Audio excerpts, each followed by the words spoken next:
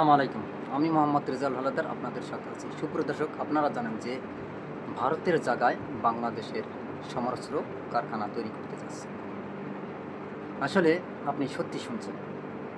আপনারা জানেন যে ২০১১ সালে ভারত এবং বাংলাদেশের একটা চুক্তি হয়। আপনারা জানেন যে চট্টগ্রামে মিরসরাই শেখ হাসিনার কাছ থেকে ভারতের নরেন্দ্র মোদী এসে ওই জোনটা নিয়ে যায়। মিরসরাইয়ের যে চট্টগ্রামের যে জোনটা ওটা নিয়ে যায় আদানি গ্রুপের জন্য। আপনারা জানেন সেখানে কিন্তু অনেক আহ, অর্থ ব্যয় করা হয়, যে সেগুলোইও কিন্তু বাংলাদেশ অর্থ। যাই হোক, তারপর ছাত্র জনতার কোনো অভ্যুত্থানে যখন সাবেক প্রধানমন্ত্রী শেখ হাসিনা তিনি দেশ ছেড়ে পালিয়ে যান, তারপর এই যে ওই যে প্রতিষ্ঠানগুলো আপনার অন্তর্বর্তীকালী সরকারের নিয়ন্ত্রণে নিয়ে যান। যাই হোক, এখন বর্তমানে ওই জোনটা খালি পড়ে আছে, হাজার হাজার কোটি টাকা লস। ভাবছে এখানে কি করা যায়।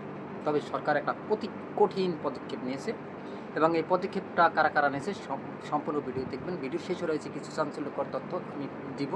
তবে আগে মূল প্রসঙ্গটা পড়ি। হ্যাঁ, ঠিকই শুনেছেন।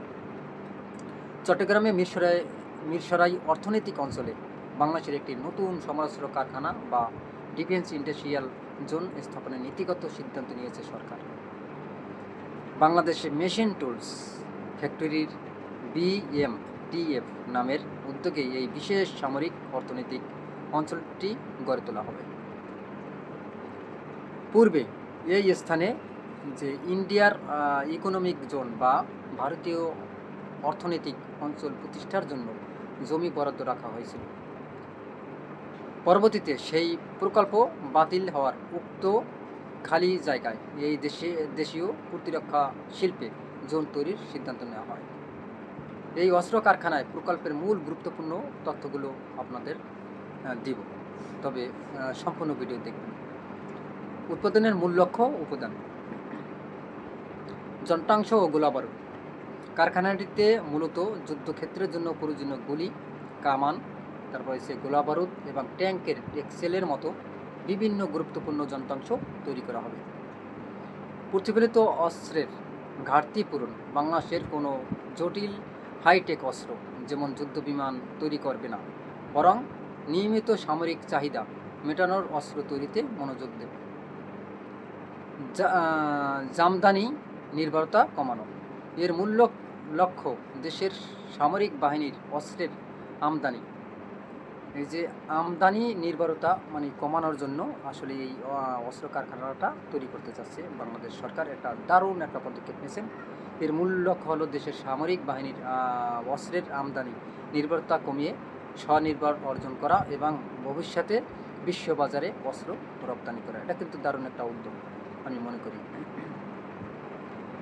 বাস্তবায়নকারী সংস্থা: Bangladesh machine tools factory BMTF Bangladesh সেনাবাহিনীর অধীনস্থ এই প্রতিষ্ঠানটির তত্ত্বাবধায়ক পুরো প্রকল্পটি কাজ পরিচালিত হবে। তবে এই প্রকল্পের সম্পর্কে আরও কিছু নির্দিষ্ট তথ্য আমি আপনাদের দিতে যাচ্ছি। তবে এই যে আপনার যে সমরাস্ত্র মানে তৈরি করে, আসলে এখানে কোন কোন দেশ আপনার অর্থটা বিনিয়োগ করবে, আসুন সে সম্পর্কে কিছু আলোচনা করি। আপনারা জানেন যে তুরস্ক, চীন এবং রাশিয়া, এই ওদিকে আছে পাকিস্তান, এই চারটা দেশ বাংলাদেশে মানে এই অস্ত্রগুলো তৈরি করার জন্য ইচ্ছুক প্রকাশ করেছে। তবে তিনটা দেশ সবচেয়ে বেশি, আপনার যে রাশিয়া, চীন আর হচ্ছে তুরস্ক, তারা ইচ্ছা প্রকাশ করছে তারা আসলে বাংলাদেশে সহযোগিতা করবে। এখন এতে প্রায় কত কোটি টাকা ব্যয় হতে পারে? আপনারা জানেন যে প্রায় 15,000 লক্ষ কোটি টাকা মতো এই সামরিক অস্ত্রদানে ব্যয় ধরা হয়েছে। আসলে এটা কিন্তু বিশাল একটা আপনার অর্থ। তবে এই পরিস্থিতি সামলাতে আপনারা জানেন যে ভারতের যে হাইকমিশনার আছে, আপনারা জানেন যে ত্রিবেদী তিনি কিন্তু বাংলাদেশে এসেছিলেন, আপনারা জানেন। তখন এই ত্রিবেদী এসে তিনি বলেছেন যে বাংলাদেশে প্রায় 20 কোটি মুসলমান বা 20 কোটি জনগণ, এবং ভারতে এসে 140 কোটি। এই দুই দেশের জনগণ যদি একত্রিত করি তাহলে মনে করেন 160 কোটি হবে। আর 160 কোটি মিলে আমরা যা করব তা মানে ভালো কিছুই হবে। আসলে এখন আমাদের কথা হলো, প্রশ্ন হলো, তিনি এক করার কে? এটা কি ভারতের কোনো অঙ্গরাজ্য? বাংলাদেশ একটা স্বাধীন দেশ, ইন্ডিয়া একটা স্বাধীন দেশ।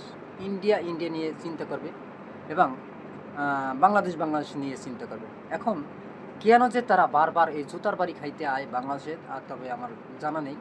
আমরা এত মনে করেন তাদের জুতা দিয়ে পিটাই, বা তারপর হচ্ছে লাথি মারি বা থাপড়াই, তারপর কিন্তু তারা সরে না। কারণ আছে, মজা আছে ভাই। ভিডিওটি সম্পূর্ণ দেখবেন, কারণ মজা আছে। মজা ছাড়া আমরা কিন্তু যারা বাঙালি আছি, আমরা কিন্তু কম অপমান করি না ইন্ডিয়াতে। এক সময় আমরা মনে করেন এই জুতা এরকম উস্কাইয়া এরকম পিটে, ঠিক আছে? অনেক সময় আপনারা দেখছেন জুতার বাড়িতেই এই মোদিকে এত কথা বলি, আবার শুভন্তিকে এত কথা বলি, কই? তারপর তো তারা মানে বাংলাদেশ নিয়ে পড়ে আছে। কারণ কি ভাই, মানে বাংলাদেশের ভৌগোলিক অবস্থানটা এমন একটা স্থানে, এবং বাংলাদেশের মানুষগুলো খুব সাহসী। মানে ভারত চাচ্ছে যদি বাংলাদেশ তাদের সাথে না থাকে, তাহলে ভারত যে কোনো মুহূর্তে ওই যে চীন এবং পাকিস্তান দখল করে নিতে পারে। এটা কিন্তু বাস্তব কথা। আর যদি বাংলাদেশ তাদের সাথে থাকে তাহলে কিন্তু পারবে না। কারণ আপনারা জানেন, আমরা একটা হাদিসে শুনেছি যে একজন মুসলমান এবং যদি 100 জন মনে করেন কাফের হয়, তাই 100 মুসলমানের মানে একজন মুসলমানের সমান না। কীভাবে? হযরত আলীকে একটা প্রশ্ন করা হয়েছে যে, আলী, তোমার গায়ে তেমন গোস্ত নাই, তোমার শরীর কম, কিন্তু তুমি যে এই যে কাফেরদের সাথে যুদ্ধ করো, এতগুলো মানুষের সাথে তুমি পারো কেন? তোমার কি ভয় হয় না? কেন ভয়? আরে মুসলমান তো জিন্দা, আর আমরা যারা যুদ্ধ করি ওরা তো হচ্ছে মুদ্রা। মুদ্রা মানে কি বুঝছেন? মানে অমুসলিম যারা আছে সবাই মুদ্রা, মানে মৃত্যু মানুষের সমান। ওদের মারলো কি না মারলো কি, ওদেরতে তখন আলী বলে যে ওদেরকে একটা লাথি একটা থাপড় দিলেই যথেষ্ট মরিয়ে যায় মশার মতো। তাহলে বোঝেন আসলে মুসলমানের পাওয়ারটা কত। আসলে এই পাওয়ারগুলো আমরা আস্তে আস্তে বিলীন করতেছি। কেন বিলীন করতেছি? আমরা মনে করেন ওই যে মুশরিকের কথাগুলো আমরা শুনি, আমরা ধর্ম থেকে আস্তে আস্তে মানে সরে যাচ্ছি। এই কারণে কিন্তু আমাদের এই দুর্দশাটা। যাই হোক, আমরা যে প্রসঙ্গটা নিয়ে আসি, মিরসরাইয়ে এই যে সমালোচনা কারখানা, এটা কিন্তু সরকারের একটা দারুণ একটা পদক্ষেপ। তবে এই যে এখন বর্তমানে কিন্তু ইন্ডিয়া কেউ করতে আছে, কুত্তের মতো কেউ করে। কারণ তারা কেউ করার কারণও আছে। এই যে দেখেন, কিছু যেদিন দীনেশ ত্রিবেদী এসেছেন, তখনও কিন্তু তিনি ওই সীমান্তে একজন বাংলাদেশিকে গুলি করে হত্যা করা হয়েছে। তাহলে বলেন, এদের সাথে আপনি কীভাবে মিলে থাকবেন? আপনারা জানেন যে ফেলানির একটা মেয়ে ছিল, 14 বছর মাত্র বয়স, না জানি 13 বছর বয়স, তাকে মেরে সীমান্তে বাঁশ দিয়ে ঝুলিয়ে রাখা হয়েছে। তাহলে ওদের মন মানসিকতা কত নোংরা, কত খারাপ। তাহলে এদের সাথে আমরা কেন মিশবো? এদেরকে সবসময় জুতা তো নারী কাছে, জুতার বাড়ি দিয়ে রাখবো, অন্য কোনো আর এদের সাথে মিল নেই। এখন বলতে পারেন যে অনেকে, ভাই আমরা তো ইন্ডিয়ার দালাল। তোরা যদি ইন্ডিয়ার যারা দালাল থাকবি, তারা এই বাংলাদেশে থাকার তোদের কোনো অধিকার নেই। যারা এই পাকিস্তানের দালাল থাকবি, তোদের মনে করে এই বাংলাদেশে থাকার অধিকার নেই। যারা যে কোনো দেশের দালাল থাকবি, বাংলাদেশ ছাড়া অন্য কোনো দেশের যদি দালাল থাকো, তোদের থাপড়াইয়া এই দেশ থেকে দূরে সরিয়ে দেবে।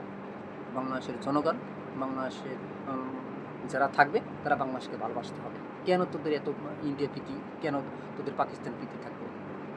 হতেই পারে না। কারণ আমরা এখন স্বাধীন দেশ। 1971 সালে বাংলাদেশ স্বাধীন হয়েছে। এখন আমরা একটা সার্বভৌমত্ব একটা দেশ, মানে আমাদের স্বাধীন একটা দেশ। অতএব আমরা আমাদের ইচ্ছা মতো আমাদের দেশ চালাবো। আমরা দাদাগিরি ওসব আর আমরা কেয়ার করি না। যাই হোক, যদিও অন্তর্বর্তীকালীন সরকার যতদিন থাকা মানে ছিল, ততদিন কিন্তু ইন্ডিয়া মানে খুব স্বাদ কাটে পানি খেয়েছে, এটা বাস্তব কথা। ডক্টর মোহাম্মদ ইউনূস এই কাজটা ভালো করেছে, কিন্তু কথায় আছে যে মানে না পারছে ডহরতে, না পারছে ঘুরতে। যাই হোক, যেই আদানি গ্রুপকে যেই জোনটা দেওয়া হয়েছে, আপনারা জানেন যে চট্টগ্রামের মিরসরাইয়ে, সেখানে এখন সামরিক অস্ত্র কারখানা তৈরি হইতে যাচ্ছে। সুপ্রিয় দর্শক, আপনারা কি মনে করেন? এতে আপনারা খুশি না বেজার? অবশ্যই আপনাদের মতামত কমেন্টে জানাবেন। ভিডিওটি ভালো লাগলে RS বাংলা নিউজ 24-কে সাবস্ক্রাইব করুন, লাইক ও শেয়ার দিয়ে সবাইকে দেখার সুযোগ করে দিন। আজ এ পর্যন্তই। আসসালামু আলাইকুম ওয়া রাহমাতুল্লাহি ওয়া বারাকাতুহু।